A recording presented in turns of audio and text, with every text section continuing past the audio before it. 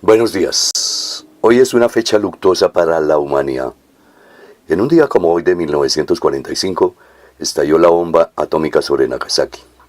3 días antes había caído sobre Hiroshima.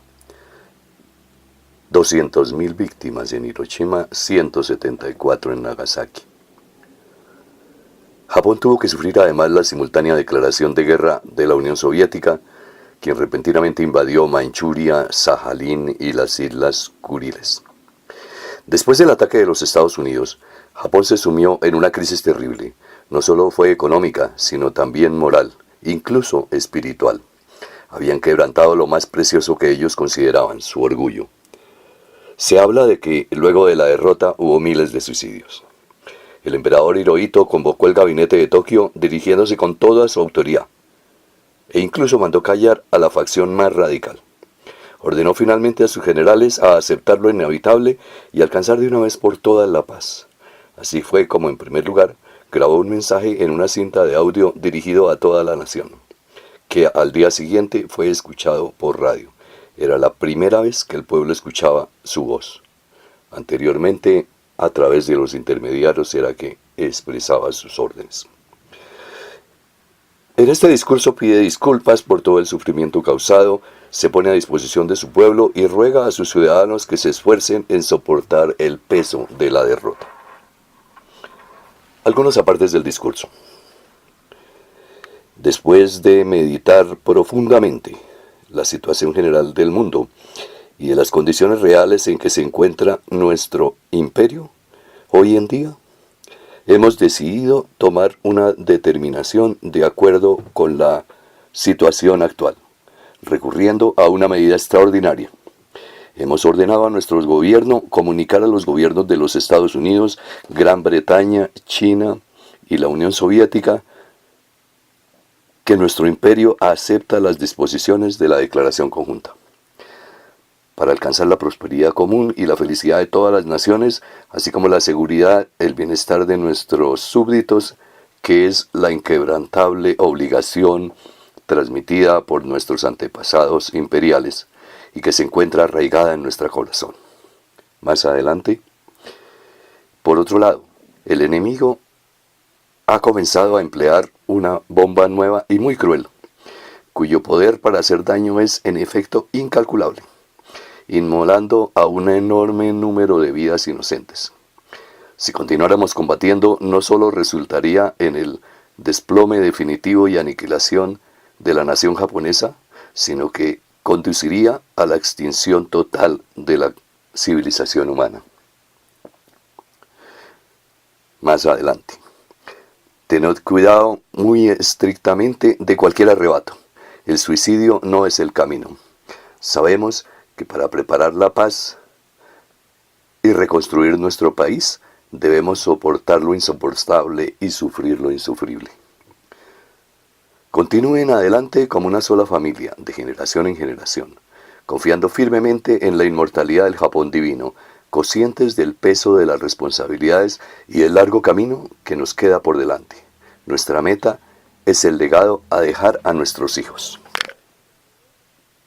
Y finalmente, para ello dediquen todos sus esfuerzos para la construcción del futuro. Manténganse fieles a una firme moral, seguros de su propósito y trabajen duro, aprovechando al máximo sus virtudes, sin retrasaros de la línea de progreso del mundo. Después de semejante masacre contra la población civil y tan solo 2 semanas después, el 2 de septiembre de 1945, Japón firmó la paz incondicional con los aliados en la bahía de Tokio. Cuando Estados Unidos ocupó el país, luego de la victoria, el general Douglas MacArthur venía con la orden de tratar al emperador Hirohito como un criminal de guerra y actuar en consecuencia. Afortunadamente, el general no lo hizo, especialmente luego de la entrevista con el emperador, en que, a pesar de los desplantes que éste le hizo, el emperador le manifestó que él era el único responsable de esta guerra y quisiera con él lo que considerara. El general, impresionado, decidió dejarlo en su puesto. Por la rendición del Imperio de Japón el 2 de septiembre de 1945, el imperio fue disuelto. Japón fue ocupado por los aliados hasta el 28 de abril de 1952. Durante este periodo de la ocupación, Japón fue cambiado a un estado democrático. La monarquía absoluta fue abolida. La soberanía nacional fue instaurada para la nueva constitución desde el 3 de mayo de 1947. Oficialmente,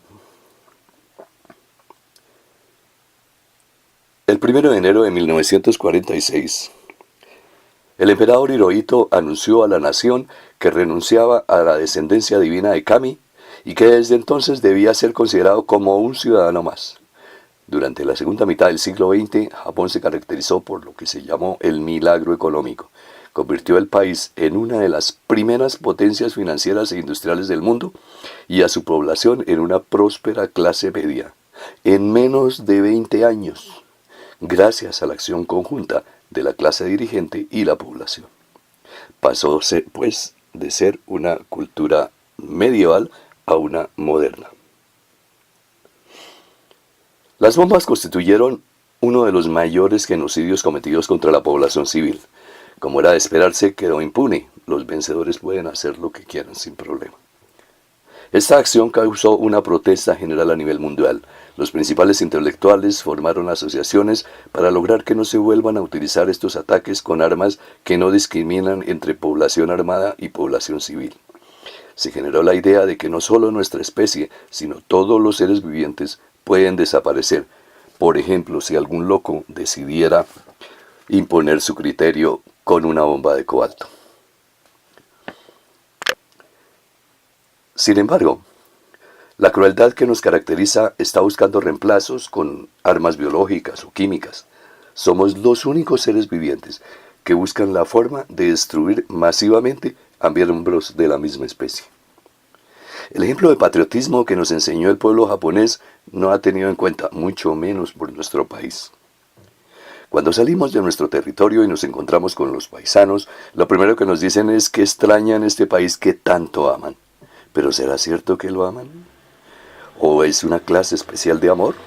Porque cuando regresan, o los mismos que vivimos acá, no dudan en buscar puestos, ya sean públicos o privados, para ver la forma de robarlo. No les importa que se sepa.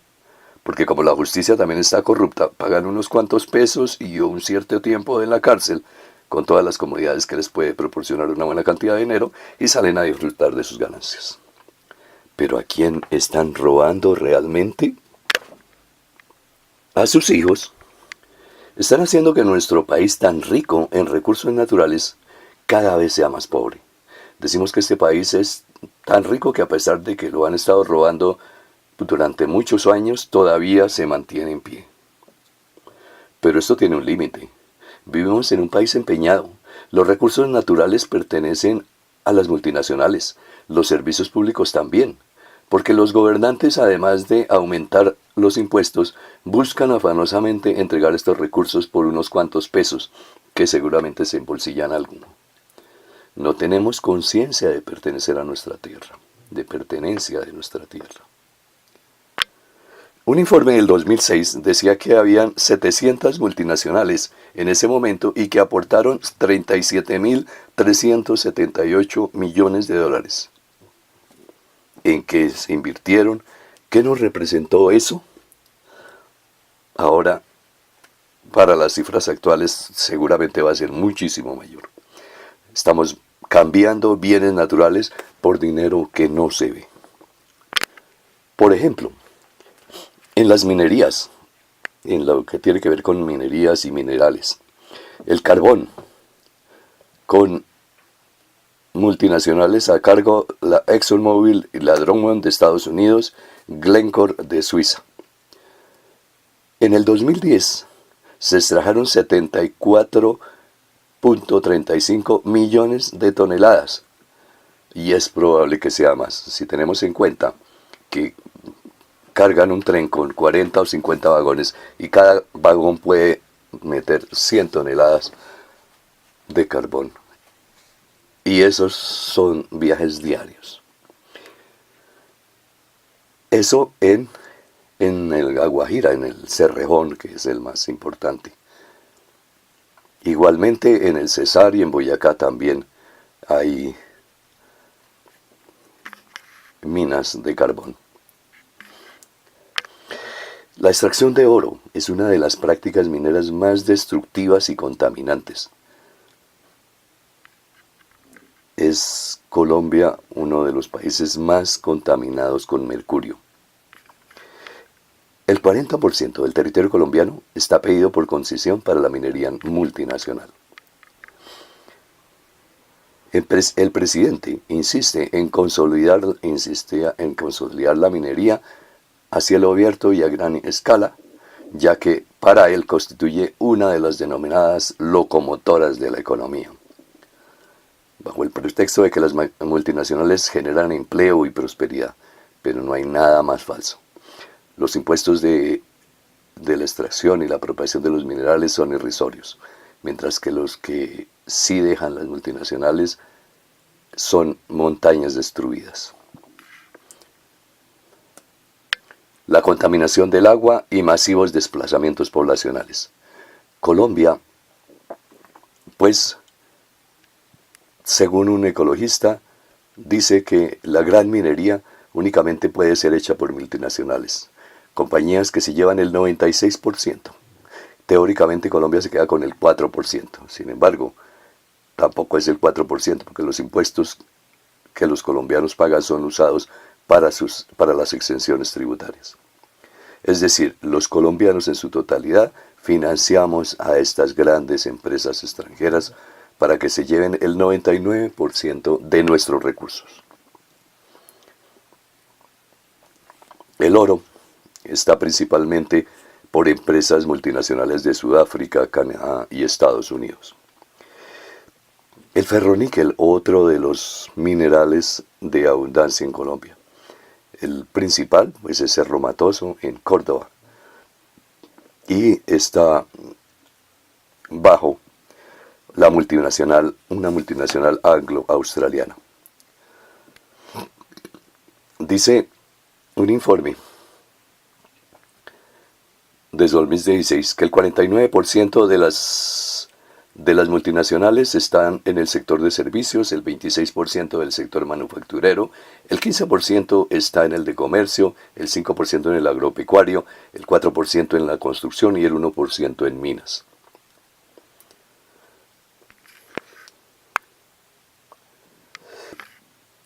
Ante semejante panorama, los servicios igualmente, servicios de salud a cargo de España, Chile principalmente, eléctrico como las compañías españolas, la Electrocaribe, con todos los problemas que ha significado. La pregunta es, ¿eso es lo que queremos dejarle a nuestros hijos? Muchas gracias.